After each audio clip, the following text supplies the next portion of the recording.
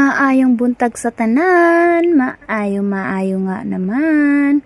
Mukhang maayo ba talaga ang aking naong diha? Unsa naman na oy?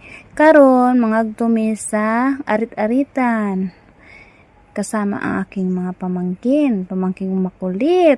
Si Kian Lo at si Kimper at saka si Mama na rin. Apat pala kami dyan. Guys, pupunta kami doon sa palayan kung saan kukuha kami ng shells. Yung tinatawag nilang arit-arit. Yung shells po yun siya ha, pero maliliit lang siya. Pero dapat, pag kumain ka nun, siguraduhin mo na hindi mo nakukunan ulit ha, kasi pag nagkuha ka ng kunti, ay wag na lang. Kailangan maraming kunin mo dahil napakasarap ng sabaw. Lalo na pag sinabawan mo, may luya pa. Ay nako, sobra. Lalo na sa mga nagpapadede, mas masarap po yun. Maraming gatas ang dede mo pag ikaw ay humigop ng sabaw ng arit-aritan. Hindi ko pa alam kung anong tawag nito sa iba. Basta ito sa amin, arit-aritan ang tawag. Arit-arit po. Arit-arit. Hindi siya arit-aritan. Ako lang nagtawag ng arit-aritan doon. Arit-arit. Sasahabak na kami sa Kaputikan. Ito sa palayan. Kanina pa maputik yan ang daan. Pero ito ang pinakamalalim ng dadaan namin. Lubog na lubog talaga.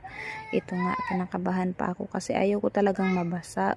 Inangat-angat ko pa. Ayaw ko talagang mabasa sa putikan. Gusto ko talagang yung magtawid-tawid lang ba ako. Kasi yung makukuko, magsiksik-siksik na naman kasi yan dyan yung mga putik-putik ba. Ang hirap maglinis ba.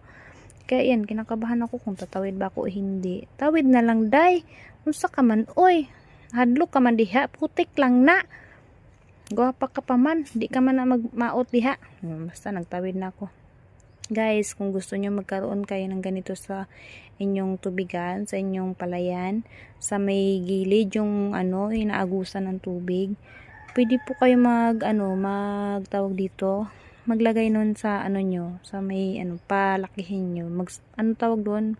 Magkuha kayo ng maliliit din doon yung palakihin, tapos paramihin nyo bago nyo kunin. Dito po yung ginagawa namin, kinukuha namin yung malalaki lang, din yung maliliit, pinapabayaan lang namin para pag lumaki na siya, may babalikan kami. Then, siyempre, arit-arit ang pinuntahan, may nadaanan ding mangga.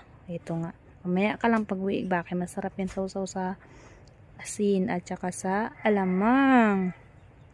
Hindi ako nakaalis basta-basta kasi ang daming tawa-tawa. Hindi pala tawa-tawa, makahiya.